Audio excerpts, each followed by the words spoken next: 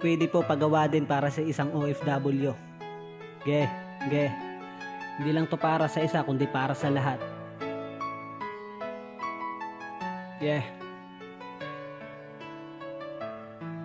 Haragan.